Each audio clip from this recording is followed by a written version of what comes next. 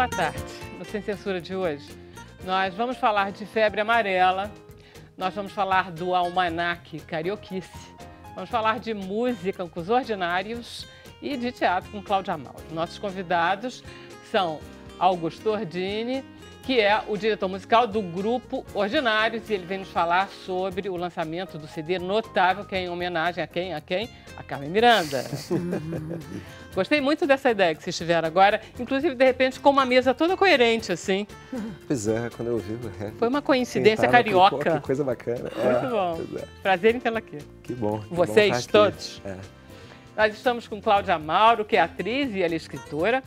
Ela é, então, a autora e atriz da peça A Vida Passou Por Aqui, que ganhou o prêmio de melhor texto em 2017 pela Associação dos Produtores de Teatro. Isso aí, Rio de Janeiro, a PTR. Parabéns. Obrigada. Muito merecido.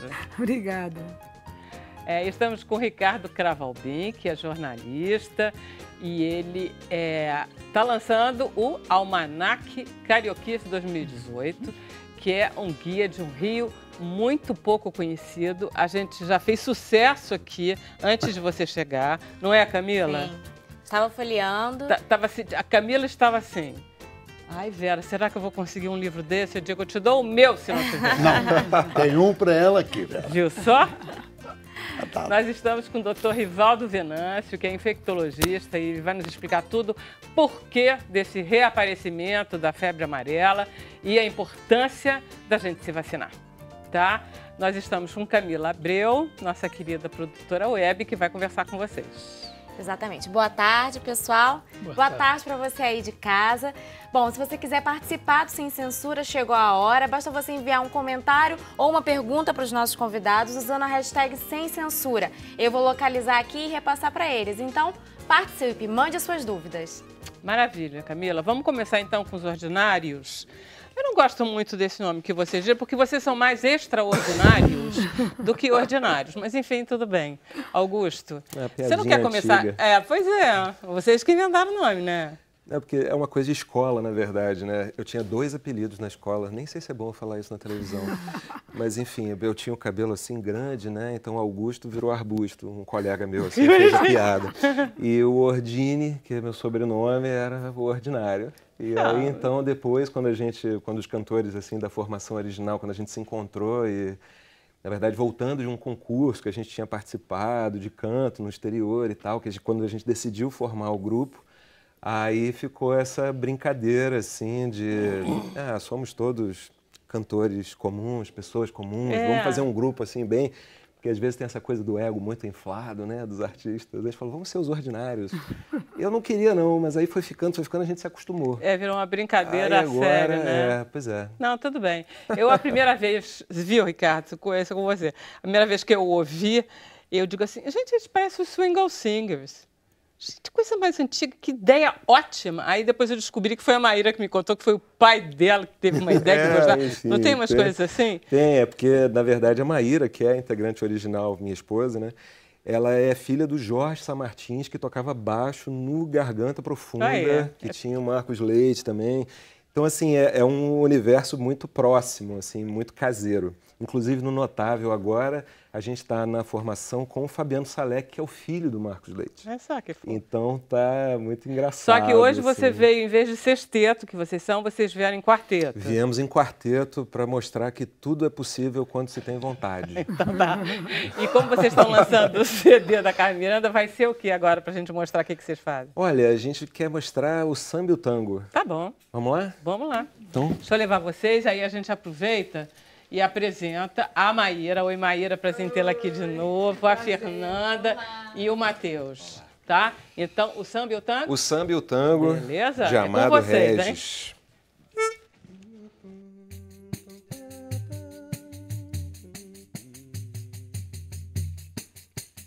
Brasil,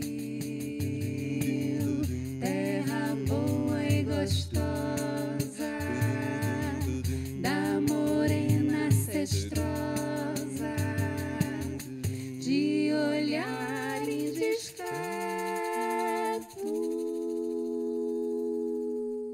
Dum, dum, dum, dum, dum, Chegou a hora, chegou, chegou. Meu corpo treme, ginga qual pandeiro. A hora é boa e o samba começou. E fez convite ao tango pra parceiro.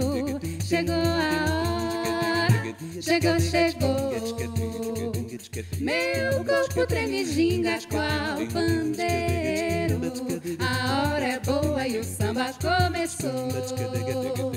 E fez convite ao tango pra parceiro. Hombre, yo no sé por qué te quiero. Yo te tengo amor sincero, diz a muchacha mulata. Ai, ai.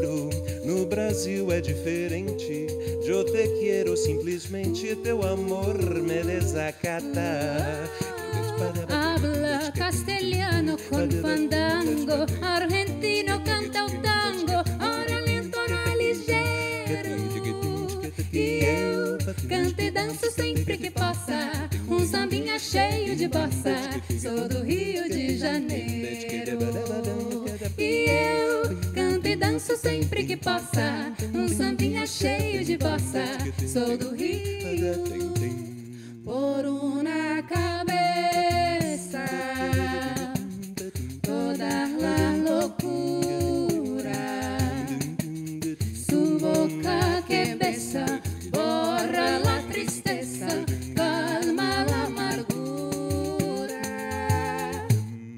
Por una cabeza, si ella me olvida, ¿qué importa perderme 1000 veces la vida?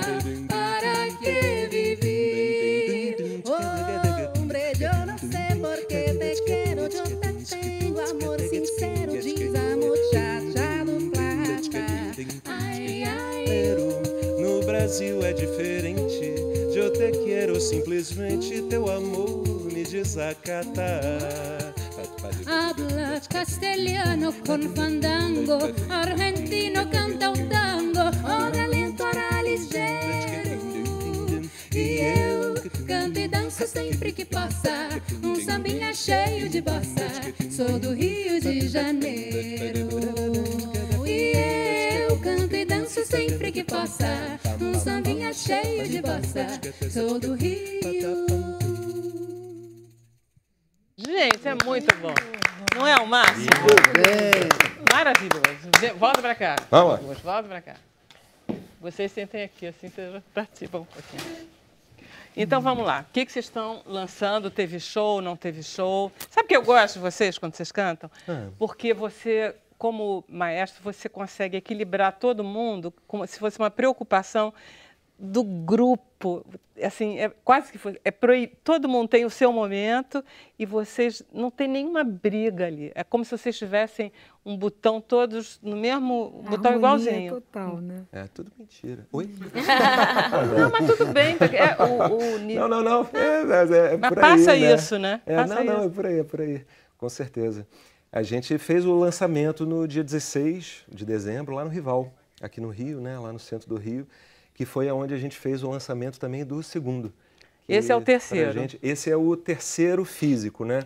A gente tem essa história muito com a internet, muito forte, né? A gente começou a fazer muitos vídeos e depois de um tempo a gente não conseguia parar mais.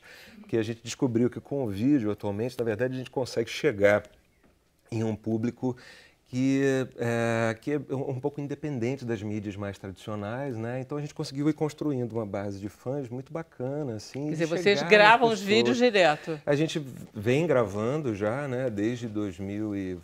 Quem é que grava para vocês? Olha, às vezes nós mesmos. Vocês mesmos. Não, mas tem que ser assim, né, Camila? É tudo meio independente. Então, assim, o áudio, na verdade, é a gente que faz. Então, eu faço os arranjos e eu também gravo e edito. O Matheus, que é nosso percussionista, também filma e edita vídeo. Então, todo mundo está o tempo inteiro fazendo alguma coisa junto. A Maíra canta e cuida do marketing, faz a página do Facebook. Então, na verdade, é uma equipe que trabalha independente, fazendo, né? E agora, na verdade, a gente teve um CD que foi digital só, que foi o Extra, que na verdade ele foi o terceiro, porque tinha umas músicas em inglês que a gente não tinha onde encaixar, na verdade. Então aí a gente falou, não botava nunca em nenhum CD.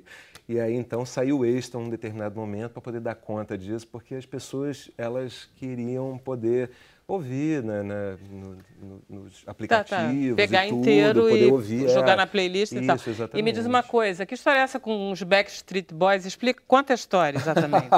Então, quando foi em 2012... Vocês estão quando? Desde 2000 A gente está desde 2009, 8, 9. 8, 9, tá. A história com os Backstreet Boys, a gente já tinha lançado o primeiro CD, que é só todo dedicado a MPB, assim, a gente gravou um clipe de Ladeira da Preguiça. E aí o pessoal de uma produtora, Ladeira da Preguiça do Gilberto Gil, né? Aí o pessoal de uma produtora procurou a gente que eles estavam querendo fazer uma sequência de clipes, queriam fazer um com um grupo vocal. E precisava ser uma boy band da década de 90. Então eles ofereceram uma lista pra gente, que incluía Backstreet Boys, Spice Girls e outros grupos desse tipo, assim. E aí eu confesso que eu só conheci o Backstreet Boys.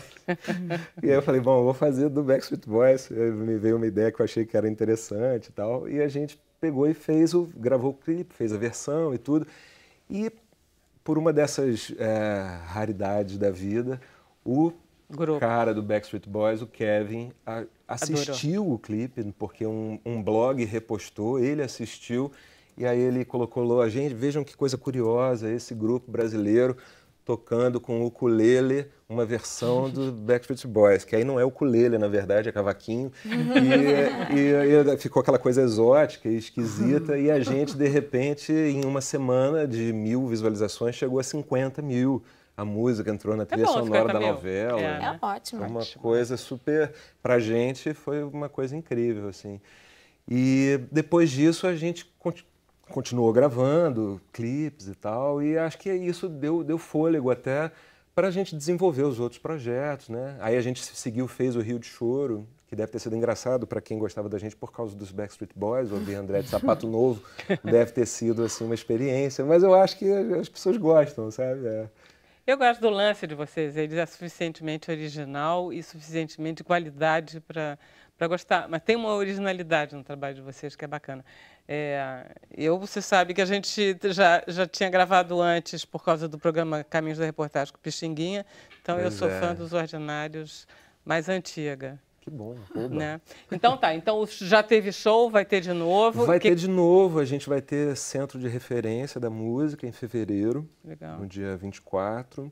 A gente tem algumas outras datas, vai ter Panamá também. Tem algumas outras datas que estão em negociação. É interessante o grupo de vocês, porque todos vocês têm formação universitária em música, todos os 6, né? Sim. E basicamente Unirio, né? Vocês são colegas de Unirio, mais ou menos. Embora em momentos diferentes, assim. Gerações, ela foi mais radical que você, momento diferente, gerações. São meus cabelos brancos, o pessoal já está querendo me jogar para outro. Mas é isso, mas todo mundo meio que seguiu um caminho. Foi engraçado, tanto foi uma que vocês época... dão aula, vocês têm, não é verdade, Maíra, não é isso? É verdade. Professor de escola, tem professor do Pedro II, professor de escola particular, maestro de bloco de carnaval, a gente faz um tudo, canta serenata. Cantora de musical, olha aí. Teatro, né? Maravilha. Então tá, vocês já estão com o próximo CD em vista? Depois do Carmen Miranda, ficou muito bom, hein? Na verdade, eles não sabem ainda, mas já tem uma ideia. Mas é só porque a gente é muito workaholic e já vai pensando. Tudo bem, nós somos super a favor. Pode voltar aqui, quando vocês quiserem. Maravilha. Vamos lá, doutor Rivaldo. Esse nome eu gosto muito porque me lembra grande sucesso no futebol brasileiro. Verdade. Não tenho essas habilidades futebolistas que gostaria de ter. Mas é um lindo nome. Então, como estamos com a febre amarela? A febre amarela é uma nova preocupação, né, Vera? Que ficamos alguns anos, mais ou menos, sem maiores... Isso é uma quantidade de casos relativamente pequena e que, a partir do início de 2017, houve um registro de um elevado número de casos de febre amarela silvestre. É sempre bom lembrar que nós temos 2 ciclos da febre amarela, né? O vírus no seu ciclo silvestre, que fica entre macacos, umas espécies específicas de mosquitos, que são os sabetes e hemagogos, mosquitos que vivem em copas de árvores, enfim, em locais de matas, e temos o ciclo urbano, que é feito, o vírus circula por meio dos mosquitos Aedes aegypti. Esse ciclo urbano não é registrado no Brasil desde a década de 40 do século passado, mais precisamente em 1942. O que nós temos visto ultimamente são os casos de febre amarela silvestre, ou seja, o vírus está circulando neste ambiente, primatas, mosquitos silvestres, e o ser humano, por alguma razão, ou para lazer, ou a trabalho, enfim, adentra nessas matas e acidentalmente ele é infectado. Como não tem a proteção da vacina, que o Brasil detém essa tecnologia, é da Fundação Oswaldo Cruz, aproximadamente 80% a 90% de toda a produção da vacina contra a febre amarela no mundo todo é produzida aqui pela Fundação. No mundo todo, né? No mundo todo. A gente então exporta para a África, para tudo isso. Também. Mas essas pessoas não estando vacinadas acabam contraindo a enfermidade e um elevado percentual vai a óbito, infelizmente, como nós verificamos o ano passado, sobretudo nos estados de Minas Gerais e Espírito Santo, e agora começa essa preocupação com o estado de São Paulo novamente. Só queria lhe perguntar a respeito desses óbitos. É complicado a gente saber o seguinte, vai a óbito por quê? Porque o vírus é muito forte, muito letal, ou porque demora o diagnóstico, ou porque as pessoas não fazem o tratamento corretamente. Por que vai a óbito? A conjunção desses fatores todos, né, e a resposta da pessoa. Porque a febre amarela ela não é letal, ela não mata em todos os casos. É um percentual relativamente moderado que vai a óbito. Geralmente está associado o óbito com o diagnóstico tardio e, consequentemente, a uma intervenção tardia. A idade dessas pessoas... Sabia que ia chegar lá. Isso, quanto maior a idade, atender, porque normalmente já tem outras comorbidades, pode teoricamente ter algum problema renal, pode já ter algum problema de fígado, né? Então a presença do vírus da febre amarela agrava esse quadro. Mas essencialmente o diagnóstico tardio tem sido um dos principais fatores que levam a óbito. O tratamento, o que é? Soro e repouso? Isso é suporte, de um modo geral. Em algumas situações, o tratamento dialítico, a diálise, a hemodiálise precoce, ou seja, um dos órgãos, os órgãos mais comumente atingidos diretamente pelo vírus da febre amarela são os rins e o fígado. No caso dos rins, a diálise precoce, logo no início do quadro, quando se observa uma certa falência do funcionamento desses rins, é determinante em algumas circunstâncias para a sobrevida desse doente. Outra coisa, se ele ainda está restrito ao vírus transmitido pelo hemagogos, ou seja, se ele ainda está dentro das matas, se passar para o vírus do Aedes aegypti, vai ser uma epidemia horrorosa? É esse o medo nosso? Também, eu não diria uma epidemia horrorosa, mas por quê? Porque o tempo de circulação do vírus da febre amarela na corrente sanguínea do ser humano não é tão longo como é, por exemplo, o vírus da febre amarela ou o vírus da chikungunya, também ambos transmitidos pelo Aedes aegypti no ambiente urbano. O Aedes aegypti é um mosquito polivalente, né? Transmite febre amarela urbana, transmite dengue, transmite chikungunya, transmite zika, transmite a febre do Nilo Ocidental. Está se observando agora também o maiaro. Todos são vírus que podem causar epidemias de um modo geral. Mas, normalmente, as epidemias de febre amarela observadas ao longo de décadas, tanto no Brasil como em outras partes do mundo, não há registro de epidemias maciças como aquela que a gente viu de dengue em 2008 aqui no Rio de Janeiro, onde se estima algo como 500, 600 mil casos naquela epidemia de dengue aqui no Rio de Janeiro. As epidemias de febre amarela tendem a ser mais moderadas. Ok, a gente vai para o intervalo, mas na volta a gente ainda conversa um pouquinho com o Dr. Rivaldo. Sem Censura, volta já.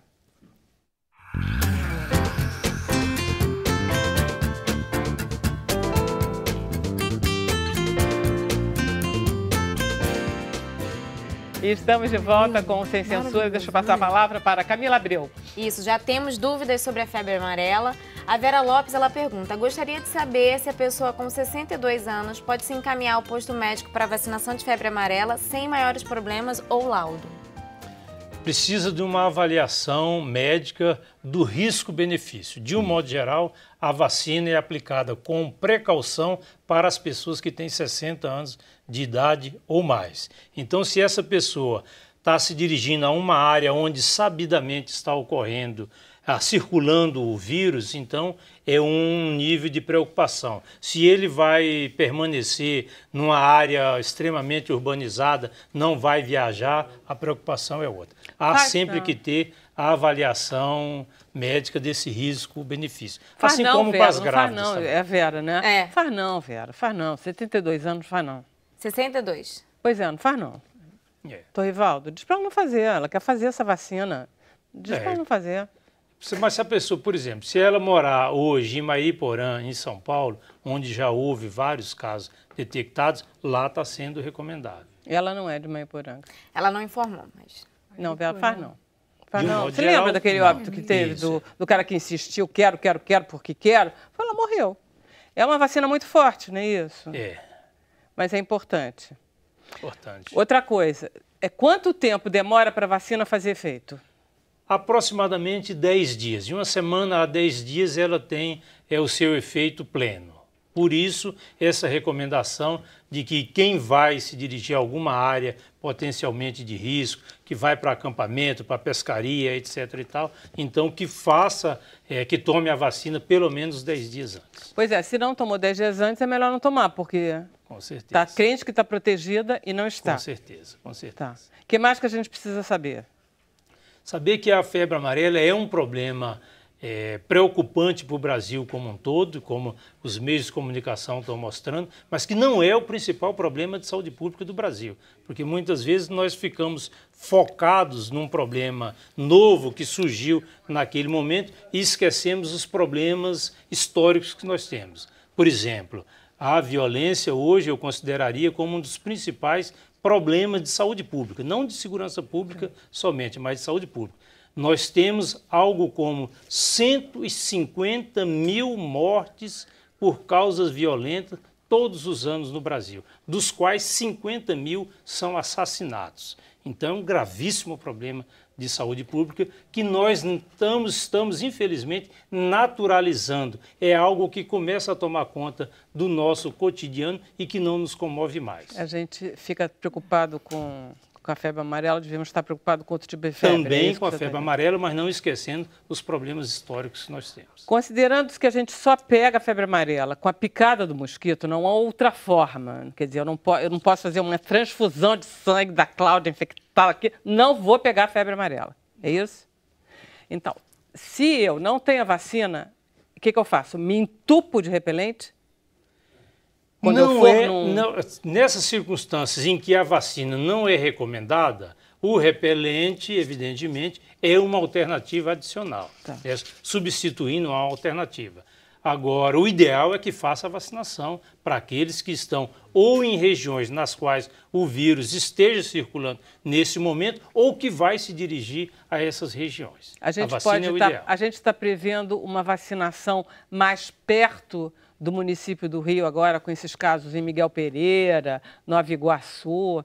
A gente já está prevendo uma vacinação em massa. Salvo engano, são 8 municípios dessa região metropolitana que a Secretaria de Estado de Saúde elencou como prioritárias para continuar um processo de vacinação que, diga-se de passagem, já existia, tanto no município do Rio de Janeiro como nesses municípios do entorno, aqui na região metropolitana. O que o senhor recomenda? Que a gente vá, em caso de se aproximar desses municípios, mas que a gente vá procurar em posto de saúde a vacina? Sim, sim, a vacina está disponível. Aliás, houve uma grande procura no primeiro semestre de 2017 e essa procura, paulatinamente, ela diminuiu muito.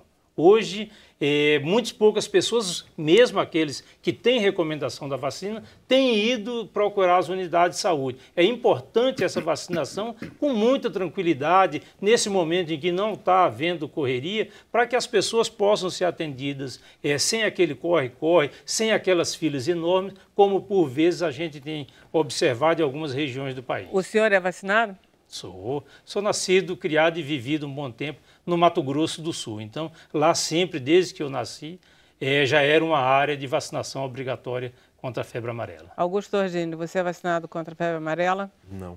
Cláudia Mauro, você é vacinada contra a febre amarela? Eu fui uma vez para Manaus e eu vacinei, mas já tem bastante tempo. Tem mais de 10 anos? Tem. Aí tem que repetir? É bom. É bom repetir, né? Mas é isso que você está falando, para áreas de risco, né? A família do meu marido inteira mora em Mariporã. Eu não acompanhei isso, de que Mariporã é uma área de risco, né? Isso. A população residente em Mariporã, na sua quase totalidade, já está protegida. Os poucos casos, como essa engenheira que os meios de comunicação estavam mostrando, são pessoas de fora que foram à cidade e foram infectadas lá. Entraram na cidade sem estar protegidas, sem estar vacinadas. Aí aquela mosquita safada que a gente conhece, querendo alimentar seus filhos, foi lá e... Exatamente. Pegou ela. Exatamente. Ricardo Cravalbim tem vacina contra a febre amarela? Não, eu não tenho muita certeza, não. Mas eu me lembro que quando fui à Índia, era obrigatório pelo consulado daqui do Rio que houvesse uma quase que vacinação para tudo quanto é doença, né? E eu acho que a febre amarela estava incluída também. Muito provavelmente. Muito provavelmente. Camila Abreu. Sou vacinada. Bom, tá bom, aqui a média tá boa. Tá boa a média. A média tá boa. Então, vamos conversar com Cláudia Mauro, que acaba de ganhar um prêmio. Cláudia Mauro, você é uma escritora. Obrigada. Como obrigada? Você que fez o texto da peça, ganhou o prêmio. Obrigada de quê? É uma surpresa, né? Uma história nova na minha vida. É bacana demais. É o seu terceiro texto de teatro. É o terceiro texto. Na verdade, o primeiro... Eu tenho vários textos engavetados, assim, que eu escrevo e deixo lá. Mas o primeiro texto, ele foi feito em 2008. Depois ele ganhou uma segunda versão em 2013. Aí virou uma outra história um pouco. Era um musical até também. E eu comecei a escrever, na verdade... Eu fiz faculdade de letras e tal, né? Venho de uma família, a família Mauro, todos eles... Ela é sobrinha neta de Humberto Mauro. E tal. Mas eu escrevi, ficava lá, o Paulo César, meu marido, ficava sempre falando que eu tinha que escrever, mas eu comecei a escrever mesmo por causa do Ney Latorraca. O Ney é muito meu amigo, e aí, numa ocasião, ele leu uma história que eu tinha, enfim, escrito lá. E aí a gente estava na casa do Bigode, do Luiz Carlos Lacerda, ele falou, você tem que escrever. O Ney, daquele jeito dele. Aí ele me deu uma ideia para escrever um texto e tal, eu escrevi. Esse texto até hoje está lá na gaveta, não foi montado ainda. Ah, tá, e é de teatro? É de teatro, chama-se Flor que se cheire, mas ele não foi montado. E aí dali eu fui fazer um musical Baile com o José Posse Neto, que a gente era um grupo assim de 20 atores que... Enfim, o espetáculo foi um super sucesso. Quando terminou, a gente queria continuar juntos. E aí eu queria fazer um Moulin Rouge brasileiro. E a gente procurando texto. Aí me ocorreu de fazer uma peça inspirada num musical infantil que meu irmão escreveu em 1980 e pouco. O André. Que era a história do André. Era a história de 3 ETs que caíam na Terra e entravam no corpo de um brasileiro. E aí eu fiz a história de um musical que se passava no corpo de uma diva. E nessa época também eu estava com essa história de engravidar, né? Eu já estava com 40 anos, tentando engravidar. Então, tinha lá os personagens, o óvulo exilado no meu ovário da esquerda, confinado pelo tempo, completamente louco. E aí, esse musical, ele já me rendeu algumas matérias interessantes, capa do Rio Show, uma matéria grande. Já teve um retorno bacana, assim, de crítica, de tudo.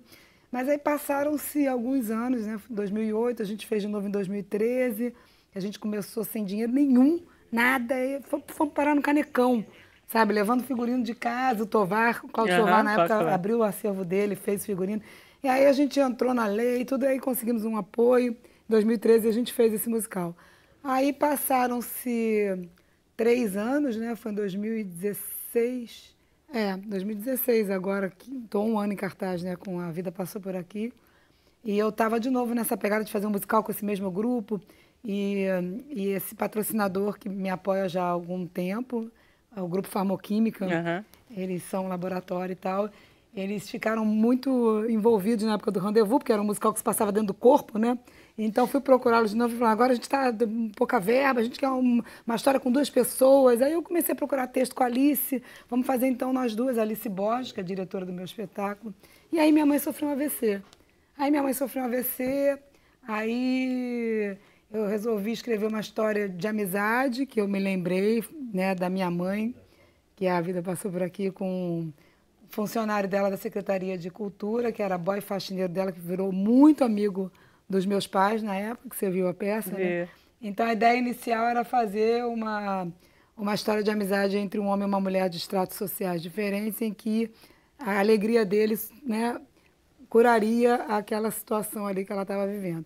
Aí eu mandei para o meu pai lia tudo que eu mandava, meu pai, tá ótimo, você é boa de diálogo, hein, filhotinha, vai em frente. Uma semana depois meu pai morreu, com um aneurisma na aorta abdominal. Aí, pá, comecei a escrever, fiquei louco, escrevi 3 madrugadas, aí misturou tudo. Aí o Floriano tem muito do meu pai, o personagem masculino da peça, tem muito do meu pai, a personagem é a minha mãe, eu conto a história da minha mãe e do meu pai, porque aí comecei a contar a história deles, eles voltam ao passado, né? Vocês não conhecem a história da peça. E aí fiz uma mistura de tudo, tem um pouco de ficção, mas a maioria das histórias ali... É engraçado, né? Como uma coisa tão pesada e tão violenta na tua vida e tão profunda, né? Fez uma coisa tão boa. Porque acima de qualquer coisa é uma celebração à alegria e à vida. O espetáculo você ri e chora na mesma proporção. Não, você ri e chora ao mesmo... Não é na mesma proporção, é ao mesmo tempo. É assim, a lágrima escorre e você... A plateia deve ser filmada. A plateia deve ser filmada. É uma coisa muito, muito especial que acontece nesse trabalho. Porque aí a história começou assim, que é uma história de amizade. Essa mulher está numa casa de repouso. Minha mãe não está numa casa de repouso, mas a personagem está. E aí esse é o único amigo que vai visitá-la todos os dias. E eles voltam ao passado, né? E vou contando a história dos dois. Eu acho que a gente tem um vídeo. Dá para passar agora ou a gente passa depois? Emília, você que manda. Então tá, vamos lá, passa aí. Eu, na verdade, devia ter continuado morando no meu apartamento. Mas a Carol disse que era besteira ficar pagando o aluguel no Leblon. Agora você vê bem. A vida toda eu paguei aluguel. Culpa do Roberto. Hoje o dinheiro vem pra cá. Amanhã vai pro meu jazigo. Aí sim terei casa própria. Vou até mandar botar uma plaquinha lá. Enfim, casa própria. E não foi pela Caixa. Se você lembra, por que está perguntando se eu lembro? Eu quero ter certeza que você está lembrando mesmo. Lógico que eu lembro. Canta aí que eu quero ver. Vai levando, você cantava a música da vida. Vai levando, a gente vai levando. Canta aí, olha aqui. A gente vai levando. Olha como é que eu faço com o rebeleixo, ó. Quando eu chego na cafeira, ó. Tá bom isso aí, Floriano. A gente vai levantar, a gente vai levantar, a gente... Olha que animação. Oh, meu Deus, sábado, tô fazendo faxina aqui em casa. Ai, Floriano, obrigada, mas é que a casa tava uma bagunça. A gente fez uma festinha aqui ontem, o Roberto chegou da Itália, aí não deu nem tempo de desfazer a mala dele, ficou uma bagunça a casa. E você sabe que a Zezé agora só vem 3 vezes na semana, né? Sim. Pra passar roupa e me ajudar com as crianças. Ai, é uma correria danada. Que nada, dona Silva. Pelo menos eu tô trabalhando, eu não tô parado, eu ficando em casa, eu tô aqui ganhando meu dinheiro. Eu sei, mas você já trabalha tanto. Gente, é uma delícia essa peça. Eu aconselho vivamente a vocês irem. É diferente ver na televisão assim, nunca tinha visto assim. Você nunca tinha visto filmagem da peça? Vi tá se estranhando? Eu não gosto de me ver muito no engraçado, né? No teatro, filmado assim, gravado. A gente nunca gosta muito de se ver, porque a gente não tem a imagem da gente mesmo conforme a gente é visto. O teatro sempre é uma coisa diferente, assim, né? Mas, enfim, eu acabei escrevendo esse texto e o personagem do Édio Nunes, eu escrevi para ele mesmo. E eu falei, eu não vou fazer como atriz, não tenho a menor capacidade de fazer agora uma mulher de 80 anos sequelada e depois ela começa a peça com 80 anos, volta para o passado e vai, vem, vai. E escrevi para Alice Borges fazer. E a Alice falou, não quero fazer, você que vai fazer, eu quero dirigir essa peça, quero dirigir. Aí acabou que ela me convenceu de fazer. E a peça teve todo esse retorno, né? Um sucesso imediato, não foi? Um sucesso imediato, as pessoas ficam muito comovidas, assim, né? Na plateia, a gente tem esse retorno que você viu lá, né? Não, gente, é um escândalo, é um escândalo. Televisão, às vezes, não dá muito para ter noção, né? Do teatro, como é que é lá na hora, aquela história. E aí me rendeu esse prêmio aí, as indicações para os outros prêmios. E tem, né? Prêmio como atriz também? O prêmio não, tem indicação. Fui indicada para o 6 Gran Rio, para a PTR, para o Botequim Cultural, como melhor atriz e melhor texto. Porque Aí eu ganhei gosto a muito de PTR. você como atriz na peça, porque o Edio esteve aqui por causa do Kid Morengueira, e ele veio, cantou, não sei o quê, e ele está muito bem na peça, ele está maravilhoso. O Edio, ele é muito, as pessoas são muito acostumadas a ver o Edio num registro de musical, né? Isso. E ele está fazendo ali um trabalho completamente diferente. Porque vocês têm um trabalho de composição, os dois, né? Os dois fazem velhos, fazem médio, velho fazem e fazem jovem. vai indo, vindo, E são vários momentos. E, na verdade, eu acho que essa comunicação toda do espetáculo com o público tem muito a ver com a história da minha conexão com meus pais, né? Eu faço uma catarse em cena ali, né? O que é, então, Cláudia? É porque esse teu espetáculo tem uma coisa esquisitíssima, que não é tão esquisita depois que a gente assiste, é que ele é um espetáculo que, em princípio, é sobre velhice, sobre decadência, sobre doença, sobre morte, sobre abandono, porque ela está numa casa de repouso, sobre morte. E é uma celebração da vida. Exatamente.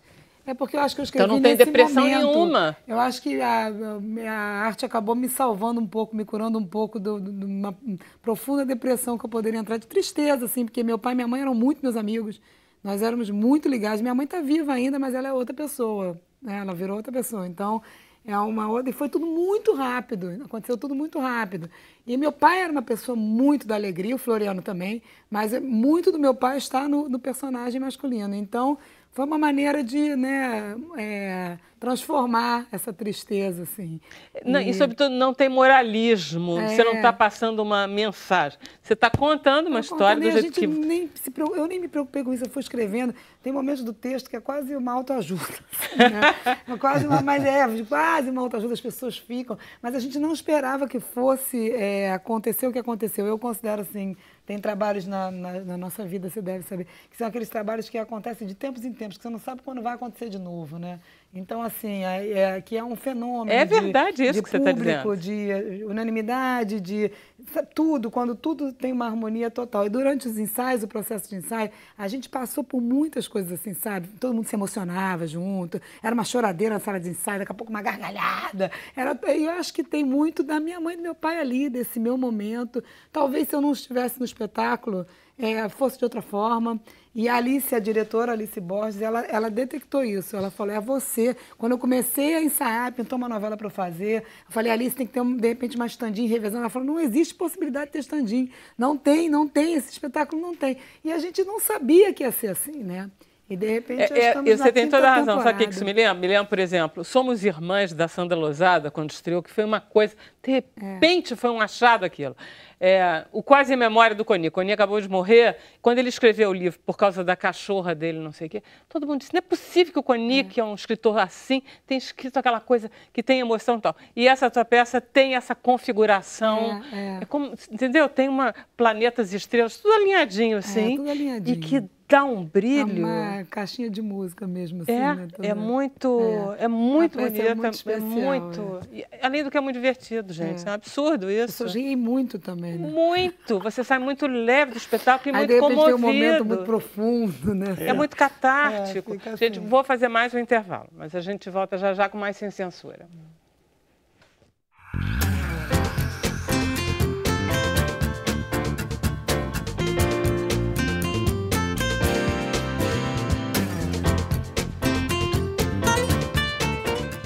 Voltamos com Sem Censura. Camila Abreu, temos perguntas, comentários? Temos, da Vivi, ela comenta, meu Deus, eu preciso assistir essa peça, que fofa, quando que reação, e onde? E ela pergunta se vai rodar o Brasil. Então, a gente pretende rodar o Brasil, então estamos assim em negociação, porque a gente também teve o primeiro patrocínio, o Grupo Farmoquímica que apoiou a gente, e agora estamos revertendo temporada em temporada e estamos querendo organizar essa turnê provavelmente segundo semestre. E a gente está em cartaz agora, reestreamos agora dia 9, no Teatro dos Quatro, no Shopping da Gávea, aqui no Rio de Janeiro. Vamos ficar até 28 de fevereiro, no horário alternativo, terças e quartas, às 21 horas. Não percam. Me diz uma coisa, estava aqui pensando, você foi a primeira Dona Capitu na escolinha? Eu fui a primeira Dona Capitu na escolinha. Lá se vão 20 anos, hein? Olha, 1992, mais ou menos. Engraçado que eu fui fazer a escolinha, eu fazia uma peça, uma comédia, e o Chico Anísio me chamou para fazer a personagem que eu fazia na peça, que não tinha nada a ver com a Dona Capitu. Era uma mulher, uma crente, uma religiosa, assim, crente, que quando ela ouvia uma palavra, ela tinha um ataque e dançava, ficava louca, baixava um troço na mulher, porque eu sou bailarina, né? Eu danço na peça, botei umas danças também, né? E aí, quando eu fui fazer essa personagem, deu o maior problema com os protestantes na época. Tira a personagem, tira a personagem. Aí inventaram. Ela era Capitulina, o nome da personagem, porque ela era tiete do Tarcísio Meira. Então, ela não podia ouvir o Tarcísio Meira, falar o nome Tarcísio Meira, que ela saía dançando, ficando louca. E aí inventaram, o Chico, não, vamos virar Dona Capitu, Dona Capitu. E inventaram aquela história daquela menina que, né, acertava tudo por acaso. Mas eu não gostava de fazer aquilo especificamente. Foi maravilhoso fazer. Todo mundo adora você fazendo foi Dona bom, Capitu, mas é porque eu gosto de fazer. fazer, né, eu gostava de fazer comédia e tal. E aí eu falei, ai, meu Deus, vou cair naquele clichê, né, da bonitinha, gostosinha, burrinha. Cláudia, esse é um problema das mulheres bonitas, mas vai. é porque na minha época tinha muito preconceito com isso. Hoje em dia não, hoje não tem preconceito nenhum contra as mulheres bonitas. Só tem gente de prestígio fazendo. A gente tinha popularidade, mas não tinha tanta credibilidade. Na minha época, assim, não, esse tipo de personagem que eu fazia. Tá bom. Então, na época, tinha assim, a coisa, fazer a boneca da Capitu, fazer Playboy, não Que fiz negócio, nada. Ia mulher fazer bonita teatro só quer ser alternativo. reconhecida. Olha só, Ia fazer Cláudia. teatro alternativo. Louca. Uma vez um homem foi me entrevistar e falou, nossa, mas... Eu falei, desculpa, cabelo preso, vestidinho. Eu falei, você achou que encontrar uma mulher com salto 15? Não sou nada disso. Ele falou, não, mas foi uma experiência incrível, né? Assim, eu peguei uma fase da escolinha maravilhosa. Nós também achamos. Maravilhosa. Mas Foi enfim, muito depois bom. a gente vai conversar. Eu vou guardar para o Facebook para conversar sobre ela dançando em cena. Aplauso em cena aberta, mas depois a gente conversa. Aplauso em cena aberta. Hein? Vamos lá, com o Almanac Carioquice, do Ricardo Cravalbim, que esses últimos 12 anos tem nos brindado com a melhor revista, que eu adoro aquela revista. Carioquice. Esse lá, conta aí. esse aqui é uma síntese, Vera, Tá. da revista Carioquice. A revista Carioquice é uma revista editada pelo Instituto Cultural Cravalbim, graças a uma imaginação fértil e a uma ação muito necessariamente forte de um editor extraordinário, que se chama Luiz César Faro. Ele tem a Insight e edita uma revista, entre outras, que é um primor. Chamava-se, hoje se chama Inteligência. Tá. Visitando o Instituto, ele teve a ideia de fazer uma revista, já que o Instituto trata diretamente da música popular brasileira, e especialmente da música carioca. E ainda do Rio de Janeiro, ele falou, vamos fazer uma revista chamada Carioquice. Foi um sucesso. A revista... Ela é bem editada no sentido gráfico, ela é bem editada no sentido editorial, e ela é sempre uma surpresa. É sempre uma surpresa, inclusive com 10 anos, né? Muitas das capas estão aqui. Tá. O Para colocou nesse almanaque. Aliás, o almanaque é um nome delicioso, né? Que é um nome do século XIX, virada do século XX, para resumos de eventos dentro, especialmente da capital federal do Rio de Janeiro. Então era uma tradição, os almanaques e tal. E volta agora a revista Carioquice como almanaque. Tá. O que significa isso? É apenas uma vez por ano e não mais 4 vezes por ano, como era a revista, e tiramos 50 Carioquices. Agora, essa é muito original, Vera, porque é o Rio diferente do que você conhece. A Carioquice já anunciava isso. Eram originalidades do Rio de Janeiro, eram buracos que ninguém sabia, danças que ninguém reconhecia, e lugares, e fatos, e pessoas que valiam a pena, que estavam totalmente esquecidas e tal. E agora aqui você conhece o Rio de Janeiro que ninguém conhece. Exatamente. É engraçado, tem Ricardo, vários. que eu tinha até esquecido que você era baiano. Eu também. Eu acho também. Você deve se lembrar de vez em quando que você é baiano. Eu também. Porque você me parece o mais carioca dos cariocas. Você sabe tudo do Rio de Janeiro. Não é verdade isso, Mas eu Ricardo? me sinto sempre carioca. Na verdade, eu sou carioca. Na Bahia, de que eu gosto, é claro. Você viveu lá até que idade? Eu vivi lá apenas 2 anos. 2? 2 anos. Então não é nada. Não Pois é isso. Quer dizer, na verdade, eu me sou carioca. Carioca mesmo, Eu me sou carioca. Exatamente. Mas aí, por exemplo, quer ver, na página 26, tem assim, tudo para pipas no Mercadão de Madureira, né? Aí são pipas. Gente, eu não pensava que no Mercadão de Madureira tem uma lojinha especializada em pipas de seda, todos os tipos. Coisas inacreditáveis. Quer ver outra coisa que eu fiquei muito impressionada? Tem coisas fantásticas. Cada um escolhe um pouco o que olha. Tem o tal do piso. Olha só o sapato que ele descobriu. Uma sapataria que faz esse tipo de sapato aqui. Uma coisa impressionante. Que lindo esse livro. Tem. As fotos são lindas, né, Camila? O que mais você tinha gostado? Diz aí. Olha, eu li uma fazendinha na Avenida Brasil. Olha aqui, Oásis Urbano. Marquei essa também, viu? Temos o mesmo gosto.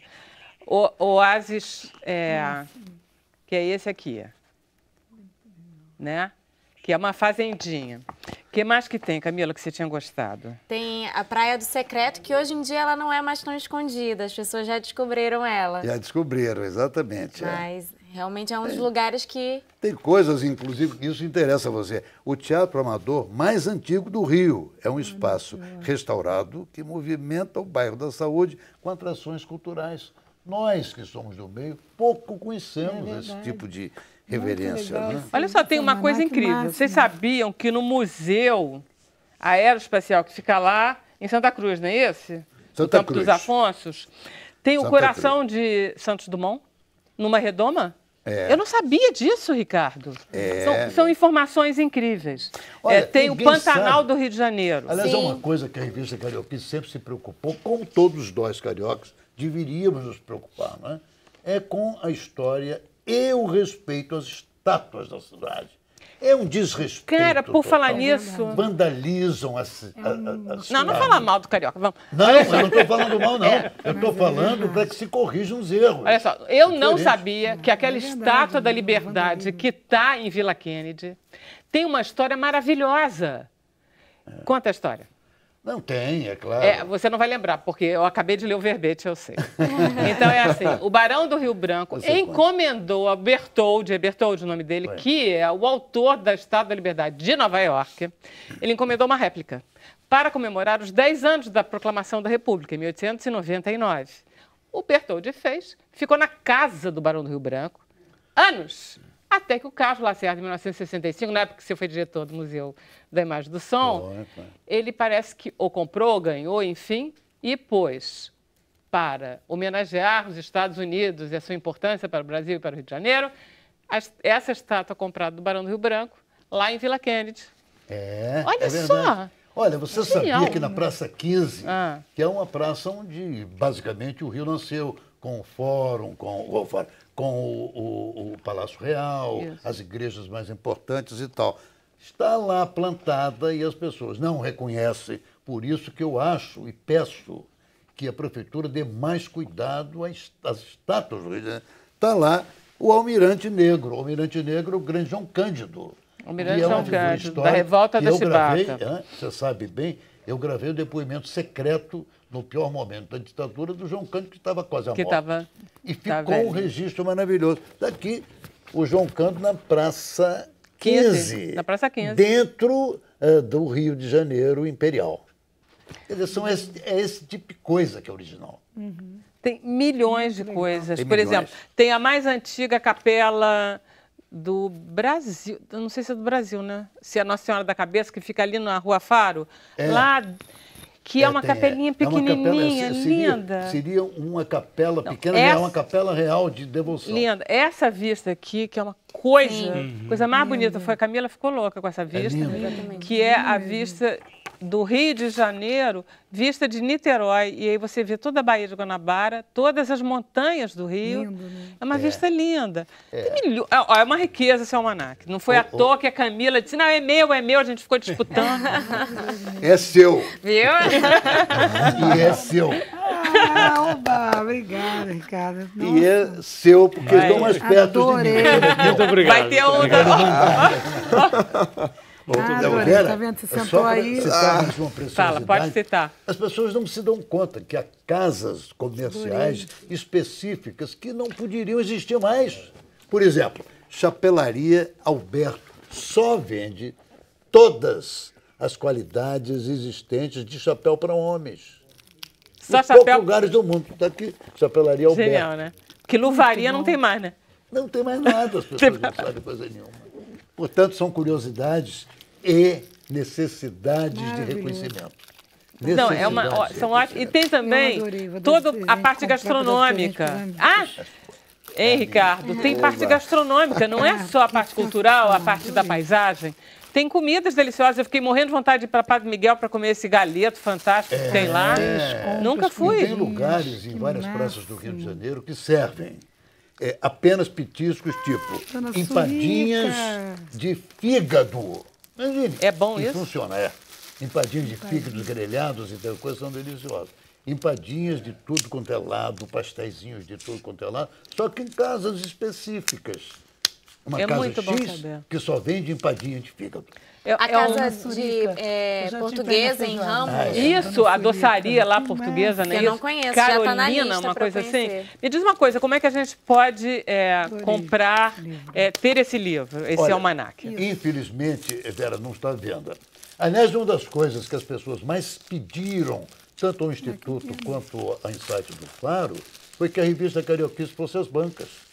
Mas nunca pôde, por várias circunstâncias, ir às bancas. Mas foi uma das grandes decepções de muita gente não querer comprar a revista e não poder, porque eram revistas distribuídas a mailings específicos. Esse também. Agora, quem queira realmente ter, pode pedir ao Instituto, que encarrega-se de jogar o pedido para Insight do Luiz César Faro. Ok, a gente então escreve para o Instituto Cravo Albim, tem endereço virtual?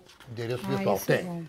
O Instituto é www.institutoculturalcravoalbim.com.br. Isso, maravilha, aí vocês escrevem. Olha só, deixa eu agradecer muito a presença dos extraordinários, Gustavo Ordini e Testeto, que vão cantar. Obrigada, Cláudia. Obrigada a você. Obrigada, Ricardo. Obrigado, doutor Rivaldo. A gente vai ficar no Facebook, vocês também, tá? Mas a gente vai acabar ouvindo... Disseram que eu voltei americanizado. Foi mesmo, Augusto? Vamos lá que eu quero ver isso, terrível. como foi isso?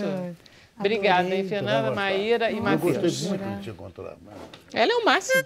Agora, você precisa ver o espetáculo. A gente... Deixa eu só... Peraí. Deixa só que eu não avisei as pessoas que a gente vai voltar amanhã às 5, porque amanhã ainda é sexta-feira. Tá? Até amanhã. Vamos lá, então? 1, 2, 3... Mas pra cima de mim, pra que tanto bem? Eu posso lá em cara americanizada.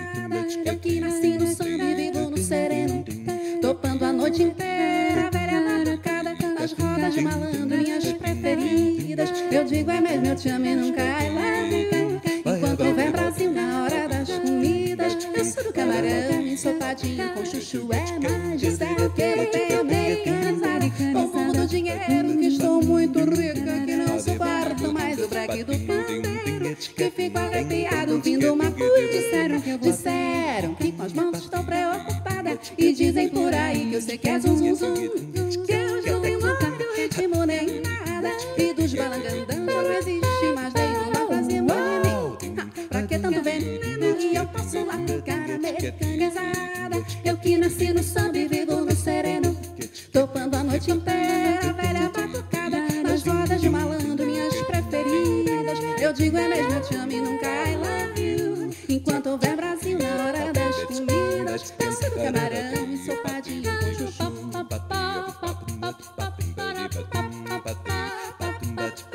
Brasil, meu Brasil brasileiro, meu mulato prisioneiro, e eu posso lá ficar americanizada. Eu que nasci no samba e vivo no sereno, topando a noite inteira, velha batucada, nas rodas de malandro, minhas preferidas. Eu digo é mesmo, eu te amo e nunca I love you.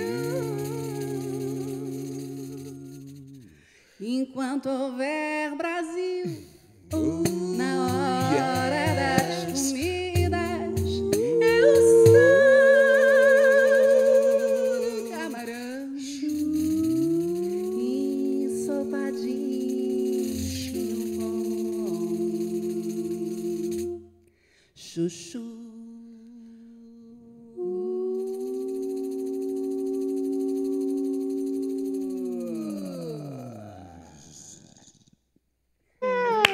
Muito bom. Eu tinha Bom, já estamos no Face, Camila? Isso, estamos ao vivo no Então Face. vocês podem vir. Vocês não querem chegar mais perto? A gente aperta aqui. A gente aperta. A gente aperta aqui, vocês vêm. Mas Tá segura todo meu mundo com o livro, microfone? Vera. Não, Matheus, você então não fala. Tá bom. Vocês dois ficam juntos. Aperta aí, a gente ficamos nós três aqui. Tem uma coisa... O maior dicionário de música do mundo. Agora, manda o verbete. Ô, Ricardo, você sabia que a Camila, que é a nossa produtora de web, que consulta... encosta pra cá, porque eu não tô... Isso. Ela fala que... ela consulta para burro. Todos nós consultamos muito o dicionário. O dicionário, exatamente. Eu já tenho aquilo ali gravado, sempre consulto. Você sabe eu quantas queria muito... consultas no mundo a gente tem? Não faço ideia. Em torno de 950 mil mês. Olha que delícia. Está muito bem. E sabe quem mais consome o dicionário? O Japão. Japão? Eles adoram música brasileira, né? Japão. Que interessante. Depois é a Flórida, com o negócio de Miami com brasileiros. Tá. Olha só, Maíra, eu estava aqui, porque eu tinha pedido para vocês cantarem o South America, né? Porque eu gosto de vocês imitando aquele sotaque amarradozinho dela português, sabe, que vocês fazem. Eu adoro aquele que faz aquela coisa meio portuguesa que ela canta, mas aí não, vai ter que ficar no disco mesmo. Vamos lá, Camila. Olha, tem uma pergunta da Natane, que ela pergunta: quanto tempo de preparação para vocês terem essa sintonia? Ordinários? Olha, a gente ensaia pouco, até no sentido do tempo, né? Bastante concentrado, porque todo mundo é muito ocupado, faz um monte de coisa, mas são sempre 3 horas por semana. A gente tem esse ensaio semanal há... Muitos anos. Desde que começou. Então... 9, quase 10 anos. Quase 10 anos de história do grupo. Não, mas tudo bem, 3 horas não parece enorme para o resultado. É porque vocês já devem estar muito afinados entre vocês, não? Geralmente a gente, por exemplo, ele passa os arranjos pra gente, a gente já chega estudado, então assim, claro, acaba que facilita o trabalho, né? Fica mais rápido mesmo. Vocês de pegar. Estudam? A gente estuda. Olha! É individual, né? Na verdade, assim, esse estudo individual, porque juntar os 7, agora somos 7, na verdade. O Matheus é oficialmente agora um ordinário. Então, juntar os 7 é assim, aquele parto. Difícil, né? Conseguir um horário, 3 horas na semana, então, né? 3 horas na semana é religioso, assim, o resto é ensaio, né? Sozinho E é tão mesmo. bom que pareça fácil, porque, na verdade, claro, né? Tem toda uma engenharia ali, né? Mas eu acho que, para a gente, artista, o mais bacana é quando a plateia consegue ver e observar que seja natural, né? Que não deu esforço, não fez esforço, né? Aquela coisa sai assim. Mas tem muito talento também, né? Não é? Não é pra qualquer um. Você também é ótimo. Não é pra qualquer um. Você tem muito humor, né? É muito bom, muito bom. Parabéns. Deixa eu então contar a Cláudia Mauro no espetáculo, porque ela dança muito.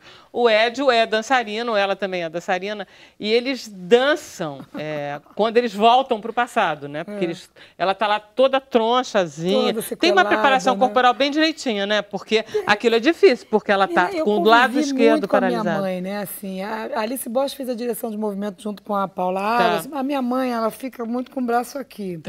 Quando eu comecei a fazer, aí a Paula Águas, que é a diretora de movimento, falou assim, fica uma coisa muito estranha, bota mais para baixo, aí fica.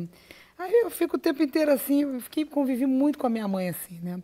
E a minha mãe dela é mais tensa, é uma coisa assim, né? E você fazer isso no teatro, você ficar ridícula, é 2 minutos, né? Eu falei, meu Deus, eu não vou conseguir, eu vou ficar ridícula, uma coisa andando torta. Mas acontece uma incorporação, mas é porque eu vivi muito com a minha mãe, eu sou muito parecida com ela. Os amigos da minha mãe vão assistir, se emocionam, falam, nossa, mas você tá a cara da Yara quando era mais nova e você... Aí, quando vão visitá-la, né, fala, mas é igual, porque ela ficou com aquela coisa, aquele olhar meio, né? Não, as frases são, para quem conhece gente velha sequelada assim, é muito impressionante. Porque você trouxe a minha tinta de cabelo? Qual é a cor da tinta de cabelo? Eu não trouxe. Isso é louro apimentado. Minha mãe falou isso mesmo. voltado, você sente exatamente a problemática cerebral ali, né? Exatamente. E até que de repente, vários momentos. Tudo dela é verdadeiro, tudo que está ali acontece. E passa mesmo a ideia de que ali aconteceu, porque a gente sente. Aí, bom, enfim, aí ela volta para o passado e eles dançam. Eles dançam muita gafieira, eles dançam muito bem. E ela se solta muito, porque ela está muito amarrada. Uma preocupação da diretora era uma coisa assim, olha, a Silvia, que é o nome da personagem, ela não é bailarina. Então não vem você e o Ed dar show de dança, não. Já fazer uma pessoa que dança assim. Aí eu falei, não, mas no texto, que a minha mãe adorava dançar, no texto ela fala, eu dançava dessa quando era mais jovem, até para justificar um pouco e tal. Mas a gente começou a fazer no meio de mais ou menos, aí o público foi se empolgando, quando chegou, quando a gente começou a ir para os teatros, mas ela falou, quer saber? Então tá bom, então vamos logo fazer um show. Então libera geral. No final ele fala, nossa, você dançou igual uma bailarina, eu não sei o que, vamos fazer um show. Aí a gente se animou. Porque passa mesmo. Aí, tem gente que gosta de dançar. Vira uma loucura. Né, Cláudia? Tem gente que não é bailarina e que gosta de dançar e que dança bem pra burra. A minha mãe é verdade. Tudo que tá na peça é verdade. Ela queria ser bailarina. Aí meu avô não deixou ela fazer balé na época. Ela foi fazer o normal, Instituto de Educação, aquela coisa toda. Minha mãe trabalhou um tempão na Secretaria de Cultura e trabalhou no MIS também, uma época, enfim. E aí... tá tudo lá na peça, né? Mas ela tinha um talento para dançar, não dançou porque meu avô não deixava. Tanto é que o talento saiu para você. Veio para mim. Foi para ela. Aí ela dança, eles vão para o passado, aí ela dança e tal. E aí a peça vai indo e ela começa em épocas diferentes. De repente ela está dançando rock, ela mostra. Rock.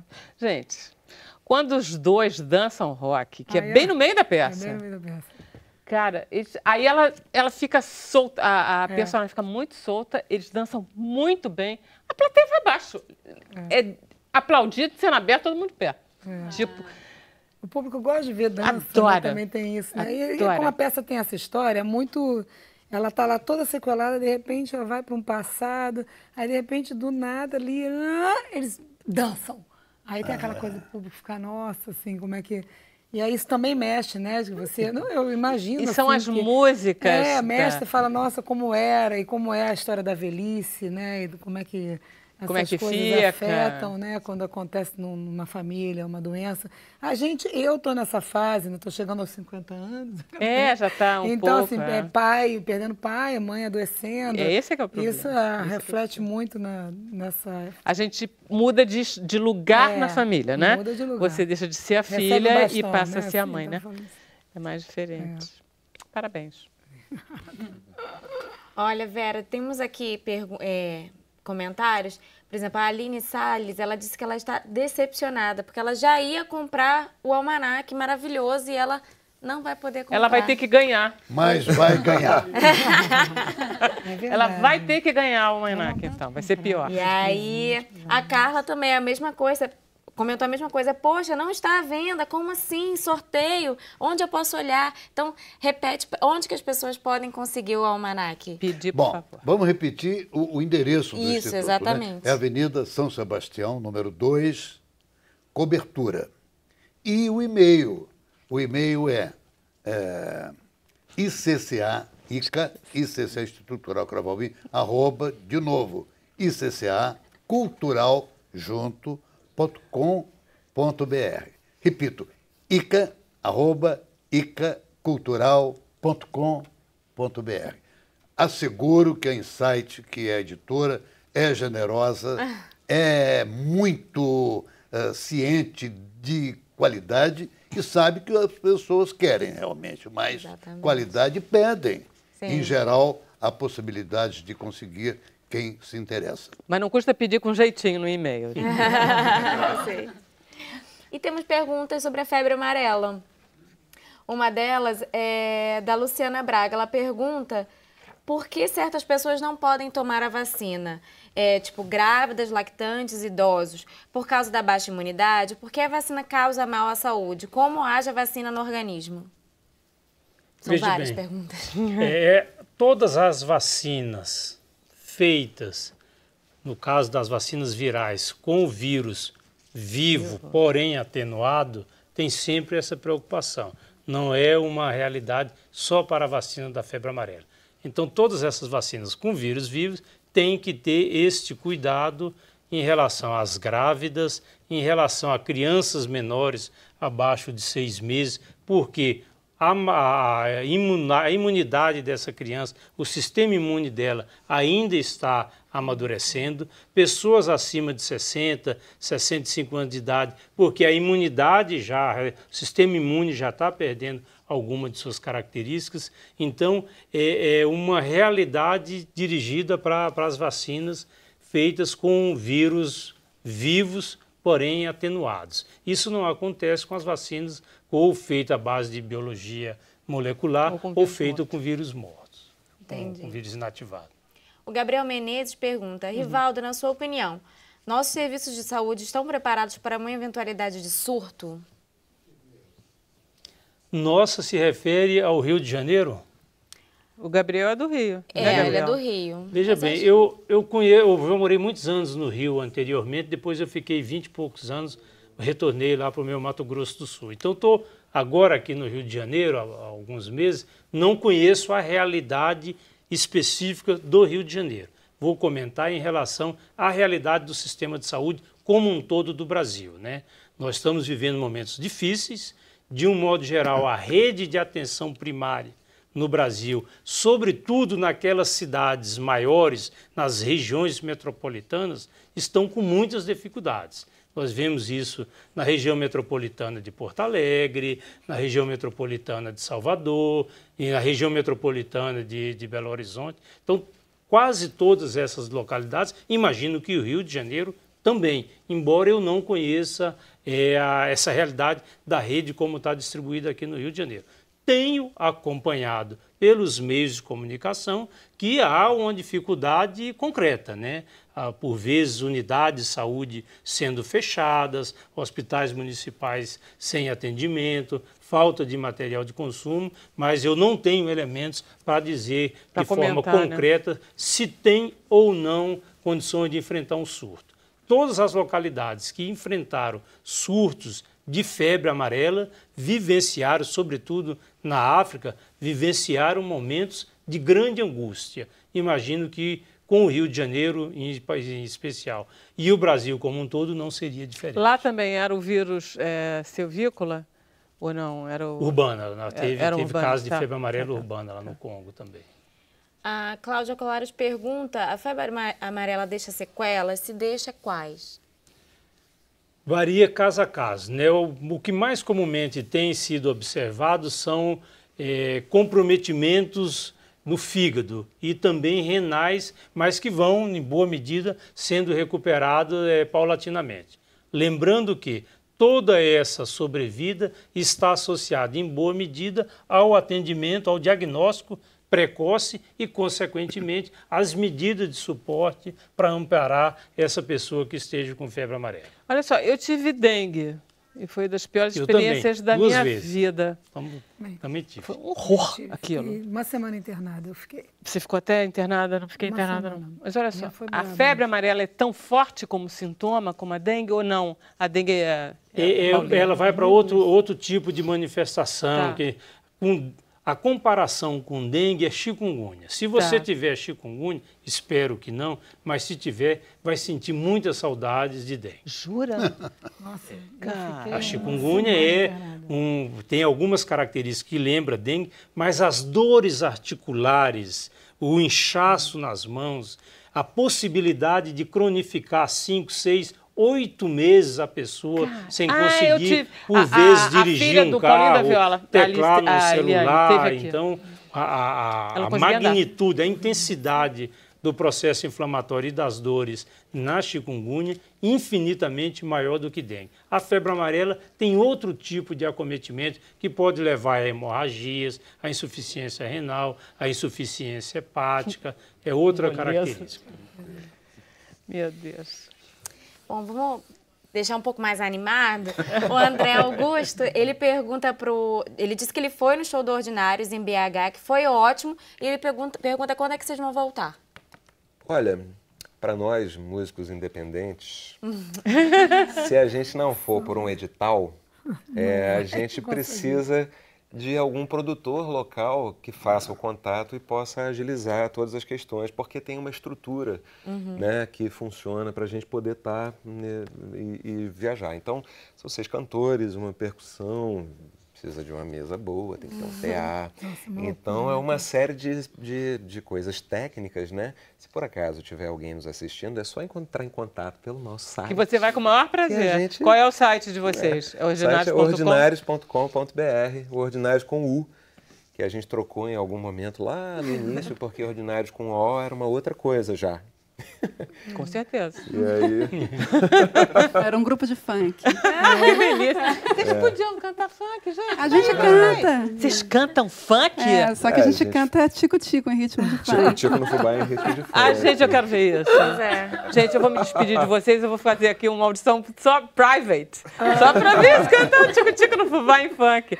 Muito obrigada, ordinários todos. Obrigada. Obrigada, Claudinha. Foi um prazer enorme. Ricardo, indizível. Doutor Rivaldo, muito prazer, muito obrigado pela sua informação. A gente volta, a gente chegou ao final mesmo. Não parece que, mas chega. Tem um momento que chega às 5 horas da manhã, ok? Tchau.